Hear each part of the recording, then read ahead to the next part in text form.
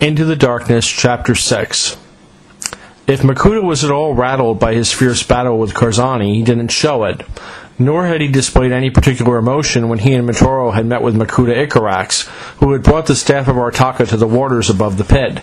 He had simply taken the object from his fellow Brotherhood member and dismissed Icarax with a nod. Now he and Mitoro stood over the shattered remains of Toa Tuyet's armor. A single fragment of the Nui stone gleamed in the darkness. "That is all the staff needs," said Makuta quietly. "One piece, and its power will recreate the stone as it once was." "And what good will that do you?" asked Mitoro. "What do you plan to do with it?" "Very well, my curious little Toa," Makuta replied.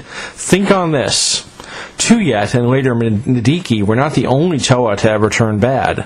And if the next one should happen to fall under my sway, well, what better than to use the Nui stone to increase his power 100-fold, 1,000-fold? Imagine an all-powerful Toa at my command wiping your kind from the face of this planet." Makuta aimed the staff of Artaka at the Nui stone fragment and triggered its power. Slowly the pieces of the stone began to float through the water, drifting toward each other, joining together for the first time in 1,000 years. "I can't let you do this," yelled Mitoro, charging forward. Makuta waved his hand, and a stasis field froze the Toa of ice. "And I can't let you stop me," said Makuta. "No one can stop me now." A blast of sheer raw power struck the Master of Shadows squarely in the back. Makuta staggered, dropping the staff. "Who dares?" he snarled. "In my time, I've dared lots of things. Maybe too many things," came the reply. "I fell a long way from the light, and I can never find my way back." Makuta whirled. Hovering in the water was Brutaka, former guardian of the Mask of Life, now mutated prisoner of the pit. Wisps of energy were still drifting from his open hand. His body had changed, twisted spikes now jutting out of his armor and what looked like a long dorsal fin running down his back. Brutaka stood, ready for battle. But the darkness is not so complete that I can't recognize a monster when I see one. Makuta hurled a blast of shadow energy at Brutaka. The warrior sidestepped and dove past Makuta, snatching up the staff of Artaka even as he shouted, "Botar!" Events happened quickly then. The Order of Motunui agent known as Botar appeared suddenly in the midst of battle, taking the staff from Brutaka. He spared a moment for a nod of thanks to his former teammate before vanishing once more. "It's gone," Brutaka said to Makuta. "The staff is gone where you cannot reach it. You've lost." "If I have lost the staff, you are about to lose everything," said Makuta. Brutaka did not tremble at the threat or back away. Instead, he just laughed, a long, hard laugh with a little trace of madness in it. "You seem to have me mistaken," he said, "for someone who has anything at all left to lose." To be continued. Into the Darkness, Chapter 7. "Get out of here, now!" Brutaka shouted to Mitoro. "Get back to the other Toa. I'll handle Makuta." "As you handled the Toa Nuva and the Toa Anika," sneered Makuta. "Are you fool enough to think you can trust him, Mitoro?"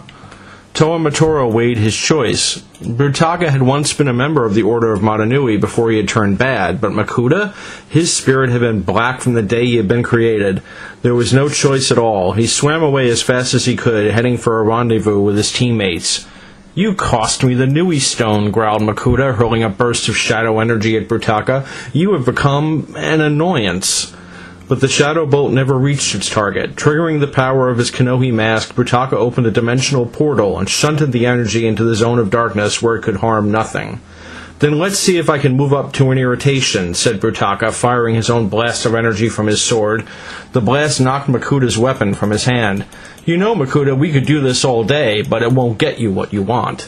"And that is?" asked Makuta, even as he used his control over gravity to slam Brutaka into a nearby mountain. "Ow," said Brutaka. "Well, you don't want the Mask of Life. If you did, you would never have hired those bumbling Paraka to get it for you. But you do want to be there when it's found, pulling everyone's strings. You want to decide who has it, how they use it, and when. Am I getting warm?" "A little too warm for comfort," answered Makuta, throwing a stasis field around Brutaka. But the former Order of Motunui member demolished the field with one swipe of his blade. "Please," said Brutaka, "I was getting out of stasis fields when you're still on Destral raising archives moles." "What is it you want, Brutaka?" "Once I would have said I wanted the mask myself," Brutaka replied. "Once I would have seen myself ruling a universe with it. Now I guess you could say my vision's improved, and I just want to see you sweat." Brutaka smiled. "Oh, and by the way, Nocturne had the mask last I saw, but Hydraxon was about to take it away from him, and who knows what that lunatic will do with it, so maybe you better go see." Makuta's instinct was to continue the battle, but Brutaka was right. He couldn't afford to lose control of events, not at this late stage. "This isn't over," warned the Master of Shadows. Brutaka ran a finger along the razor-sharp edge of his sword. "Oh, Makuta, I'm counting on that." To be continued. Into the Darkness, Chapter 8. Makuta, in the body of Maxlos, swam rapidly through the dark waters of the pit. As he did so, his mind drifted back to the past and the journey that had brought him to this place and time. Had it really only been some 100,000 years ago that he first saw the light of day, along with his fellow Makuta? Kirox, Antros, Vampra, Mutran, and the others, they had been selected by the Great Spirit Mata Nui for a special purpose. It would be their job to bring into being the plants and animals needed to keep the universe running smoothly. Over time, their role expanded. The Brotherhood of Makuta became responsible for watching over the lands and seas of the Matoran universe. Internal threats to the power of Mata Nui were crushed by armies led by Makuta. While the Great Spirit focused on matters of cosmic importance, the day-to-day safety and security of the world fell on the shoulders of the Makuta. Oh, there were Toa, of course, blundering about and noisily dealing with what they laughingly referred to as menaces, but the true power to create and destroy rested with the Brotherhood. Logic dictated that the Matoran would come to realize how much their puny lives depended on the Makuta and would behave accordingly. But no, when they held their naming day festivals, they did it in honor of Mata Nui. When they finished a day's work, they thanked Mata Nui for the successful completion of their labors. Mata Nui, who was so far above them they might as well have been fireflies scurrying about his feet. So many millennia being passed over led to jealousy, and jealousy to resentment, and resentment to hatred, until just beneath the surface of every Makuta burned a desire to see the Great Spirit humbled. But it was not until the failed rebellion of the Baraki that the Makuta of Metronui began to think maybe, just maybe, something could be done. But his plan extended beyond just Mata Nui's defeat. No, it was a labyrinthian scheme, a plot that drew into its web multiple teams of Toa, Dark Hunters, Borak, Viserak, and more. And yet, despite all its twists and turns, the plan was also breathtaking in its simplicity. "There is a small Rahi called a water wraith," he explained to the rest of the Brotherhood some 80,000 years ago.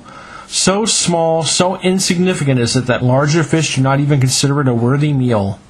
But every now and then a bold water wraith will attack a creature much larger and more powerful than it. It is a one-sided battle, of course, that ends with the poor water wraith in the mouth of its foe. Of course, what the larger fish quickly discovers is that the outer shell of a water wraith is coated with deadly poison. The larger fish dies instantly, and the water wraith escapes to feast for months on its very foolish and very dead opponent. Sometimes, my brothers," he had said, seating himself on his obsidian throne, "the best way, the only way to win, is by losing." To be continued. Into the Darkness, Chapter 9. Makuta was cold, colder than he had ever been, colder even than the darkness he inhabited. On his way to prevent Hydraxon from acquiring the Mask of Life, he had been ambushed by Toa Matoro and frozen inside super-hard ice. Now even his energy was beginning to crystallize, not at all good from his point of view. Through the clear ice, he could dimly make out the forms of the Toamari, Baraki, and Hydraxon in a mad scramble for the artifact. None of them, he was sure, had the slightest idea what the mask could really do. To them, it was just a bright, golden treasure to be warred over like hungry Rahi after a meal. Makuta, of course, knew better. He had pieced together half-remembered legends, whispered rumors, even fragments of information retrieved in the long-past raid on the island of Artaka. The Mask of Life was intended as more than just a cure-all for the Great Spirit Mata Nui in the event of his illness. No, the Mask of Life was a quick solution to another problem altogether. The Great Beings had created a universe, but they could not be certain it would operate as they wished. And if it did not, if the population plunged into war, if pestilence and famine took hold, if all hope was gone, the Mask would activate, draining all life from every being and ending the universe once and for all time. When the time came, the mask would first turn from gold to silver, and eventually to black when the end time had arrived. Axon, Brutaka, Umbra, all the noble guardians of the Kanohi Ignika had never realized that they were protecting an item that could bring about complete annihilation. But Makuta knew its true importance and had factored that into his great plan. Of course, death by freezing had not been a part of the scheme. That was when Makuta noticed something quite wonderful. A lone drop of water was falling down the outside of his icy prison.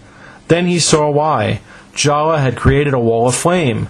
The heat was melting Matoro's ice, and freedom was moments away. The powerful limb of Maxilos shattered the prison, and Makuta guided his new body into the battle. It was time to move the plan one step closer to completion. The end. For now.